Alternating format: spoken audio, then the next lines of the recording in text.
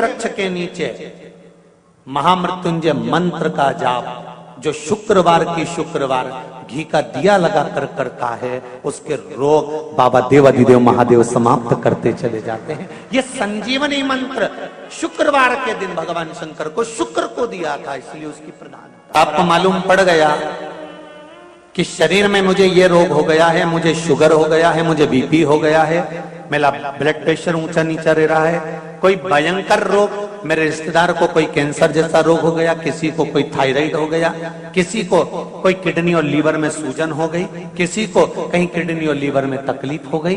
तो शिव महापुराण की कथा कहती है, नवग्रह शिव महापुराण की कथा कहती है कि बेलपत्री के वृक्ष के नीचे महामृत्युंजय मंत्र का जाप जो शुक्रवार की शुक्रवार घी का दिया लगा कर करता है, उसके रोग बाबा देवाधिदेव महादेव समाप्त करते चले जाते हैं। ये संजीवनी मंत्र शुक्रवार के दिन भगवान शंकर को शुक्र को दिया था, इसलिए उस पात्र में जल और दूध ले लीजिए शुक्रवार का दिन।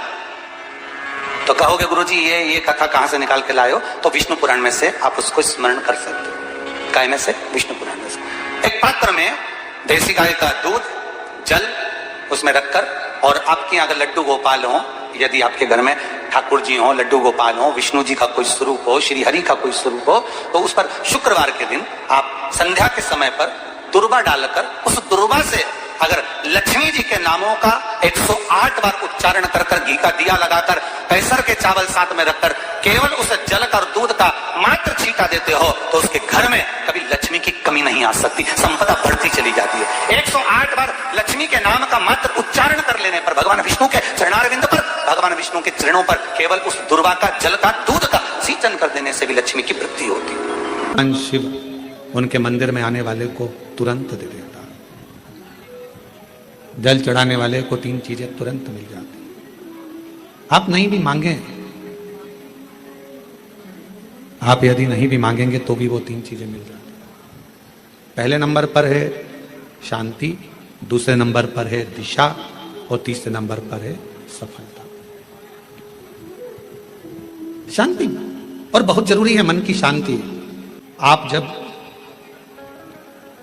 मन से भगवान देवाधिदेव महादेव के मंत्र का उच्चारण करते हैं, आप जब मन से भगवान शंकर के नाम का उच्चारण करते हैं, तब हृदय की शांति अपने आप आती है। इसलिए एक बार दिल से सब लोग पुकारेंगे, श्री शिवाय नमस्तुभ्यं, श्री शिवाय नमस्तुभ्यं।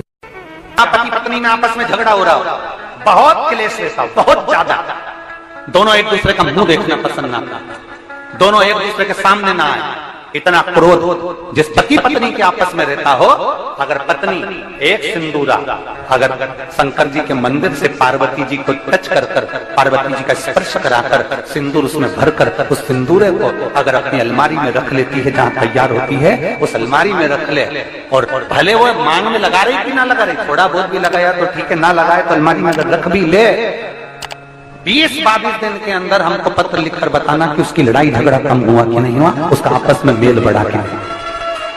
तो एक प्रैक्टिकल करके देखना कि सियोर वाला महाराज कहीं झूठ तो बोल के नहीं चले। अगर छोटा सा शंकर जी का शिवलिंग है, छोटा सा शंकर भगवान का शिवलिंग है, या आपके घर में कुबरेश्वर धाम का कंकर है, और आपके घर में यदि शंकर भगवान का शिवलिंग है, या सीहोर का रुद्राक्ष हो, या शंकर भगवान का शिवलिंग हो, या कंकर शंकर हो, तो निवेदन है जहां पर भी शिवलिंग आपके घर में विराजमान है, अगर छोटी सी कटोरी में एक बेलपत्र को आप नीचे रखिए, छोटी सी कटोरी उस बेलपत्र के ऊपर रखकर उसमें थोड़ा सा मधु, शहद, शंकर भगवान की साक्षी में शिव जी के सामने अगर शुक्रवार की शुक्रवार रखना प्रारंभ कर दो, धीरे धीरे संपदा की वृद्धि अपने आप होना।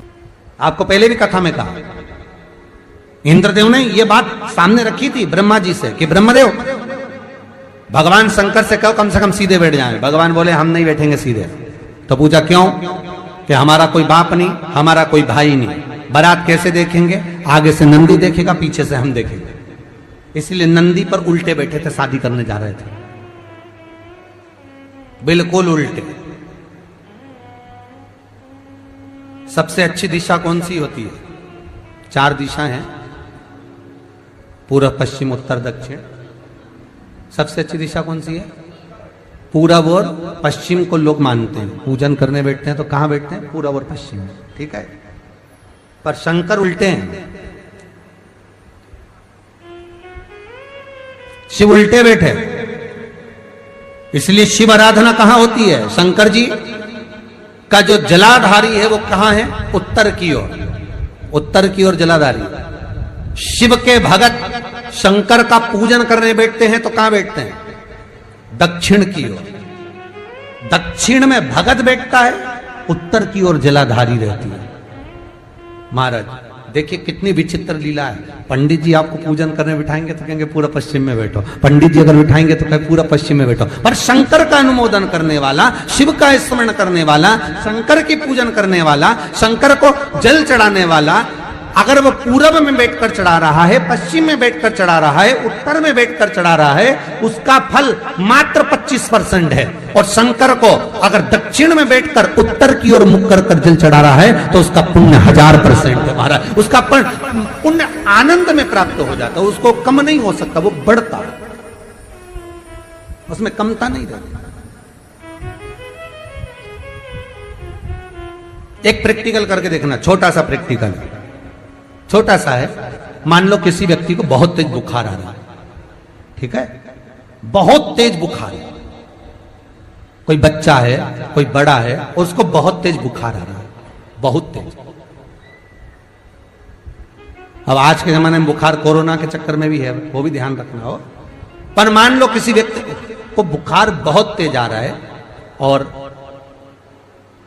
बच्चा तप भी बहुत रहा है, एक लोटा पानी महाराज लेकर जाइए, उल्टे हाथ में उस कलश को रखिएगा, सीधे हाथ से उस कलश के ऊपर हाथ रखकर लेकर ऐसे कैसे ही मंदिर में चले जाओ शंकर जी के। दक्षिण की ओर खड़े हो, उत्तर की ओर मुख करो, एक पात्र भी लेकर जाओ, उस पात्र को जहां से पानी गिरता है वहां रख दीजिए और उस पानी को शंकर जी को चढ़ा दीजिए। उस पानी को लेकर जाओ, एक बाल्टी में डाल दो, दूसरा पानी उसमें भर लो, जिस व्यक्ति को बुखार आ रहा है उसको स्नान करा दो। 15 से 20 मिनट के बाद में, 20 मिनट भी जान दो, अगर आपको लगता है कि शरीर ठंडा हो गया, और आधे घंटे बाद उसको फिर आप टेम्परेचर नापेंगे, बुखार धीरे धीरे समाप्ति की ओर आ जाएगा, बुखार टिकेगा नहीं उसके शरीर। एक बार लोहे से कहा, सोना लोहे से बोलता है, लोहा तू भी धातु मैं भी धातु, मैं सोना तू लोहा, तू भी धातु मैं भी धातु, मुझे भी अग्नि में तपाया जाता है, तुझे भी अग्नि में तपाया जाता है। सोना कहता है मुझे भी तपाकर कुछ बनाया जाता है, तुझे भी तपाकर कुछ बनाया जाता है। सोना लोहे से कहता है कि मुझे भी अग्नि में तपाया गया, तुझे भी अग्नि में तपाया गया, मैं भी धातु तू भी धातु, तुझे भी तपाया मुझे भी तपाया, तुझे भी कूटा मुझे भी कूटा।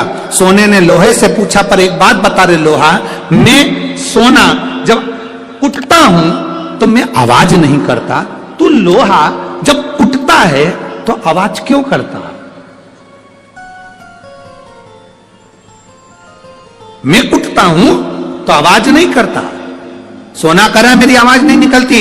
सुनार की दुकान के सामने से निकलना, सोने को कूटा जाता है तो उसमें आवाज नहीं आती। लोहार की दुकान के सामने से निकलना, लोहे को कूटा जाता है तो उसमें से आवाज आती है। सोने ने लोहे से पूछा कि मैं धातु तू धातु, मैं पीला तू काला, मुझे भी तपाया तुझे भी तपाया, अग्नि में मुझे भी डाला तुझे भी डाला, मुझे भी कूटा तुझे भी कूटा, मैं कुटा आवाज नहीं आई, पर लोहा तू कुटा तुझ में आवाज क्यों आई? तब लोहे ने कहा, सुन सोने, तुझे जो मार रहा है वो लोहे का हथौड़ा है, मुझे जो मार रहा है वो लोहे का हथौड़ा है। सोने तुझे लोहे का हथौड़ा मार रहा है ना, इसलिए तू चिल्ला नहीं रहा। मैं लोहा, और जब मुझे लोहे का हथौड़ा मारता है ना तो चीख रहा हूं। अपना अपने को छोड़ देता है तब चीख तो निकलती ही है। सोने का हथौड़ा अगर सोने को मारता तो चिल्लाता, लोहे का हथौड़ा लोहे को मारता है तो चीखता है। अपना अपने को गाली देता है, अपना अपनों को अपशब्द कहता है, अपना अपने को ताना देता है तो चीख निकलती है, बद्दुआ निकलती है, अपशब्द निकलते हैं। दूसरा सोने को लोहा मारेगा तो सोने को कोई फर्क नहीं पड़ता, दूसरा गाली देगा चल जाएगा, दूसरा अपशब्द कहेगा चल जाएगा, दूसरा ताने देगा चल जाएगा, पर कोई अपना अपने को अपशब्द कहे, अपना अपने को ताने दे, अपना अपने को आड़ा टेढ़ा कहे, ये नहीं चलता। भगवान देवादिदेव महादेव के साथ में हुआ क्या था, उनके ही ससुर ने उनको गाली दे दी थी, तुझे शमशान का निवास करना पड़ेगा, मेरा श्राप है शिव, तू शमशान में रहेगा। शंकर भगवान तो भी अलमस्त थे, उन्होंने कहा कोई बात नहीं, अच्छी जगह पे प्लाट मिला है, कोई कब्जा ही नहीं करेगा, उसमें क्या टेंशन। शिव जैसे प्रसन्न भाव में रहने वाला चाहिए, हर एक में अच्छाई देखो, जितना आप अच्छा ढूंढोगे उतनी अच्छाई मिल जाएगी। दो माताएं बस में लड़ रही थी, सीट एक थी, बैठने के लिए दोनों लड़ रही, वो बोली मैं बैठूंगी, वो बोली मैं बैठूंगी। कंडक्टर आ गया, क्यों लड़ रही हो, मैं बैठूंगी, दूसरी बोली मैं बैठूंगी। कंडक्टर बोला तुम में जो ज्यादा उम्र वाली हो वो बैठ जाए। पूरे रास्ते दोनों खड़ी रही, बैठी नहीं, क्योंकि जो बैठेगी वो ज्यादा उम्र की, बैठी नहीं, दोनों खड़ी। पूरा रास्ता उन्होंने खड़ा खड़ा निकाल दिया, पर बैठी नहीं। कंडक्टर दोबारा आया, बैठो, अभी नहीं, मैं बैठू। तो कंडक्टर ने दूसरी से कहा बैठ जाओ, दिख रहा है तुझे, मेरी उम्र नजर आ रही है। कंडक्टर ने फिर दूसरी से कहा तू बैठ जा, आंखों का इलाज करवा लेते रहे। नहीं बैठूंगी मैं, कोई इतनी उम्र क्यों।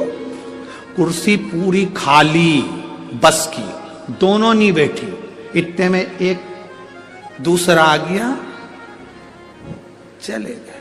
ये खड़ी की खड़ी बस की, किसी को मालूम ना पड़ जाए कि उम्र कितनी है।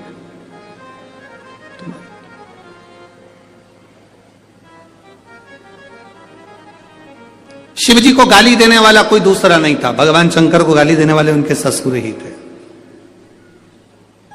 तुम्हारे ऊपर उंगली उठाने वाला कोई दूसरा नहीं होगा, तुम्हारे अपने ही होंगे।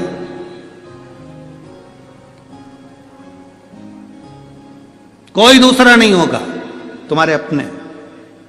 वो लोग चिल्लाते हैं ना, भैया जी संघर्ष करो हम तुम्हारे, अरे जम के तो बोलो, हम तुम्हारे साथ हैं, भैया जी संघर्ष करो हम तुम्हारे साथ हैं। अब इतनी तेज चिल्ला के करे संघर्ष करो हम तुम्हारे साथ हैं, अगर तुम साथ होते तो संघर्ष की जरूरत ही क्या पड़ती,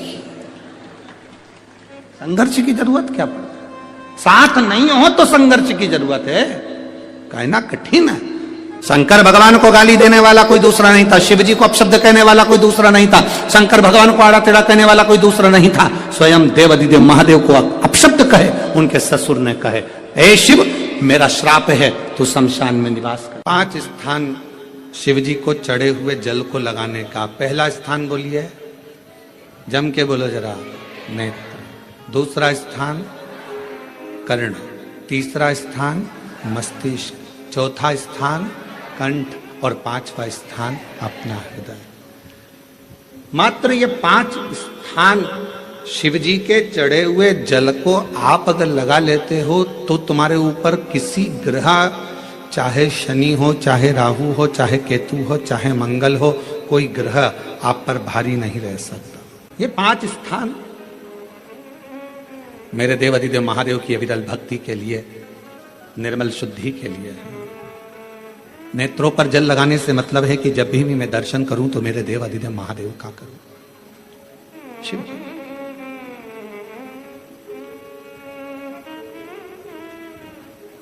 कंठ पर जल लगाने से मतलब है कि मेरे मुख से जो वाणी निकले, और मान लो मेरे मुख से कोई अपशब्द निकल गया तो किसी का बुरा ना हो जाए। कर्णों से जल लगाने से मतलब है कि मेरे कानों के माध्यम से जो शब्द मेरे अंदर जाएं वो मेरे जीवन का कल्याण करें। मस्तिष्क पर जल लगाने से मतलब है कि मेरे भगवान के चरण का जल, उनकी रज मेरे सिर पर चढ़ी रहे और मेरे जीवन में कभी अहंकार ना आए। हृदय पर जल लगाने से मतलब है कि मेरे हृदय में भगवान शंकर के चरणों का वास नित्य प्रति रहे, हमेशा। ये 5 स्थान, जिस लड़की को, जिस लड़के को मंगल है,